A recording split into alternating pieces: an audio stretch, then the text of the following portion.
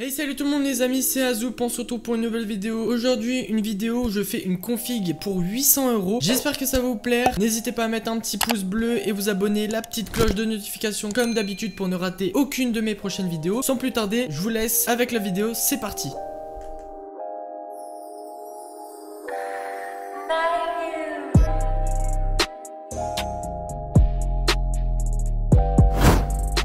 Je vous ai demandé sur mon serveur Discord, n'hésitez pas d'ailleurs à le rejoindre pour parler entre nous avec la communauté et tout, je réponds à toutes vos questions. Dans l'onglet idées, live et vidéos, je vous ai demandé si vous aimeriez que je fasse des vidéos où je présente des configs faites par moi sur le site Top Achat avec le configomatique et vous m'avez répondu que ça serait bien que je fasse ce type de vidéo. Comme je l'ai dit au début, dans cette vidéo je vais faire une config à 800 €. Je précise avant tout que la config coûte 800 €, mais je précise avant que le PC est vendu sans système d'exploitation, donc si vous voulez vous procurer Windows, n'hésitez pas, il y a énormément de sites qui vendent des clés Windows pour seulement 15 €. N'hésitez pas à aller voir les chaînes de Guillaume, Nomen, etc. pour vous procurer un Windows pas cher. Maintenant on passe à la partie de la configuration. Donc pour ma part, en processeur, j'ai décidé de prendre un AMD Ryzen 5 2600 cadencé à 3.4 GHz qui vaut aux alentours de 160 €. Pourquoi j'ai choisi? Parce que moi personnellement j'ai des très bons retours sur les processeurs AMD Ryzen, ils font du très bon taf. Et pour ceux qui veulent faire du streaming et en même temps du gaming ou bien aussi de l'enregistrement pour YouTube ou pour d'autres plateformes, c'est un processeur qui fait vraiment du multitâche. Et c'est pour cela que j'ai choisi un AMD Ryzen 5 qui fait très bien le taf et qui est pas forcément cher, donc niveau rapport qualité-prix c'est excellent. Pour accompagner le processeur, j'ai décidé de prendre une carte mère en format ATX. J'aurais pu prendre mini ATX pour réduire le prix, mais j'ai quand même préféré prendre une carte mère de format ATX. La carte mère que j'ai choisie, c'est la AZ ROG, la B450 Pro 4 qui est aux alentours de 100 €. Donc pareil, c'est une carte mère qui a un très bon rapport qualité-prix, qui a pas forcément un design super développé avec des LED RGB etc partout, mais le prix en tout cas est pas forcément cher et ce qui fait largement le taf. Bien sûr le socket c'est de la M4 pour supporter les processeurs de chez AMD. Au niveau des RAM, j'ai décidé de partir sur du 16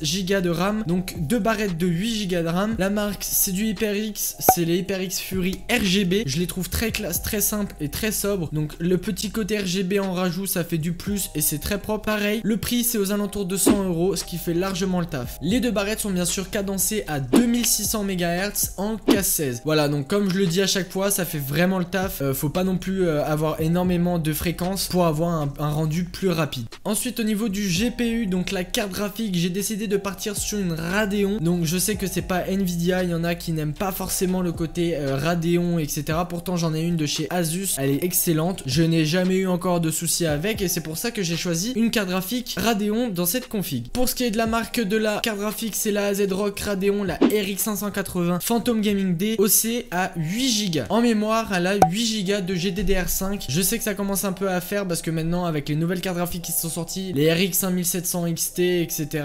D'ailleurs il y a peut-être les 6000 qui vont bientôt sortir. Je vous ferai sûrement peut-être une vidéo sur ça, donc n'hésitez pas à me dire dans les commentaires. Et en tout cas, moi je suis parti sur une petite RX 580 qui fait large le taf je pense aujourd'hui, qui peut faire tourner très facilement les derniers jeux, peut-être en ultra, vous aurez pas forcément non plus 60 fps partout, mais vous aurez un très bon rendu et c'est ça que je veux dans cette config. Cette carte graphique se retrouve aux alentours de 189 € sur le site de Top Achat, donc le prix reste raisonnable pour une carte graphique malgré qu'elle date un peu. Maintenant on passe au côté du stockage. Au niveau du stockage, j'ai décidé de prendre un SSD et un HDD. Le premier disque dur, c'est le disque dur SSD de la marque PNY, donc c'est un SSD M.2 et c'est la référence, c'est le CS3030 de 250 Go, donc c'est juste pour mettre le Windows pour que ça démarre l'ordi très rapidement, mais aussi vous pouvez rajouter quelques petits jeux favoris, comme ça les jeux vont démarrer très facilement aussi. Le second disque dur, c'est un petit Seagate Barracuda de 1 Tera. Pour ma part ça suffit je pense, à part si vous décidez de partir faire du streaming et des vidéos. Là par contre faudra peut-être à la suite